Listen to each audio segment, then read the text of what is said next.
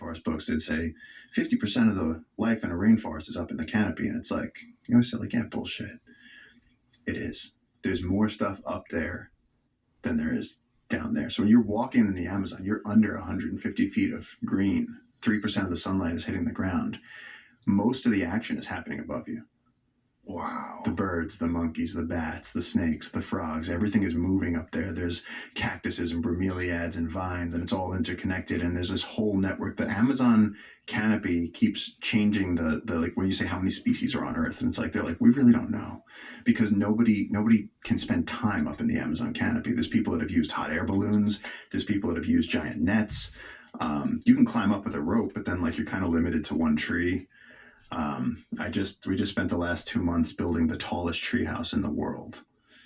It's like above. See, can you do treehouse? It's insane. I slept up there for one night. Look at this coming out of the mist. I just slept up there for one night, and in the morning, I couldn't believe what I saw. We woke up, and it was like what they tell you in the rainforest books. It was like there was like 3 species of monkeys, like 15 different species of birds. There was things just moving all over the place. There's what a leaf cool cutter little treehouse. Little.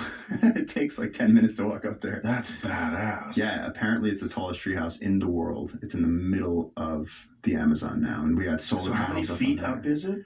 I think the floor is about 110 feet up.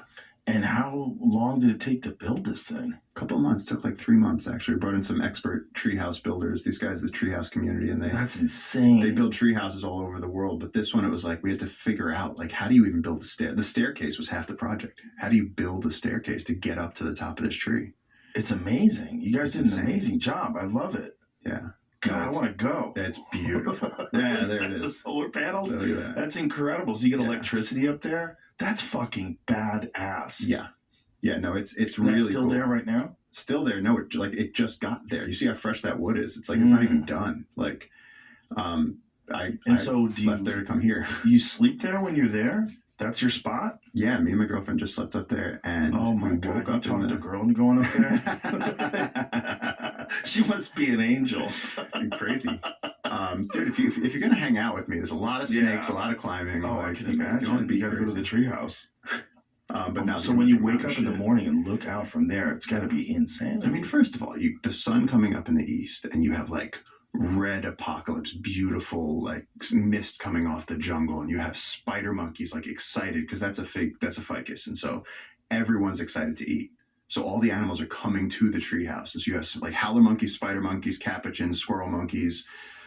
I can't even name all the birds for you. It'd just take too long. But it's like cacophonous. Like I couldn't talk to you because we wouldn't be able to hear each other. Wow. You have to scream. And there's like fruit falling on you, and animals are shitting all over the place. And there's like leafcutter ants are starting up their day. And then there's like bullet ants fucking around being like, who can I take down today? Like it is wild. But it's like, that's why we were like, okay, we gotta, because otherwise you climb up on a rope and you're like holding onto a branch and you look around and you go down. This is like you can go up there and like take it in, and it's a whole other world. It's wild. And we put it like right in the middle of the 50,000 acres, and so it's just mega remote wilderness, and you're actually comfortable. And so you have solar panels. So do you have batteries up there? Do you have, like, how are you running that? Well, one of the guys on my team, Stefan, is a complete psychopath and an intense problem solver. He put solar panels, hot water, a bathroom. So this isn't just a treehouse. This is like a luxury treehouse. A bathroom, like running water, a shower. Whoa! So you have pipes that go down the side of the.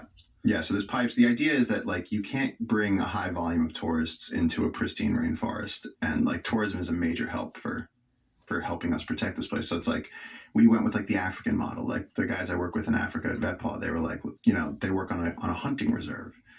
And the owner of the reserve explained it to me like this. He was like, look, no one's going to pay $30,000 to take a picture of a buffalo, but they might pay $30,000 to shoot a buffalo. And that like stuck in my head. And it was like, how do we get less tourists at more value? And it's like, build the tallest, most remote, comfortable luxury treehouse in the world. And it's like, so now we can invite people up there and be like, you can like literally live stream like Wi-Fi. We got Starlink up there. We carried some Starlink out there. Yeah. So when you messaged me, I was out there. That's how I got it. I got it on Starlink. I was out in the jungle, and I was like, oh shit, guys! I was like, I got to go back to the U.S. for a minute. Like, wow. So you could have like the ultimate experience going to. You could make a bunch of those, Yeah. and Join people them would pay an bridges. insane amount of money to go there. Yeah, I mean that's the idea. So we're going to see if it works. Because since the beginning, like when I started with JJ, it was like we bring people to the jungle. You camp out with us. You live in the tent with us, and it was like the market for that is like really small. Right. There's like 6 people that want to do it. Like, nobody wants to do that. And the people that do want to do it, ask them in the morning if they still want to do it. Right. They don't. And so making it so that people can actually come and see the Amazon rainforest in a way that's like safe and bug free and air conditioned and everything else, and it's like you can just wake up and look at it all. And it's like, so it's an amazing thing. I can't believe that I got to sleep up there. So it's like it's pretty cool. That's insane. Yeah. So back to the anaconda.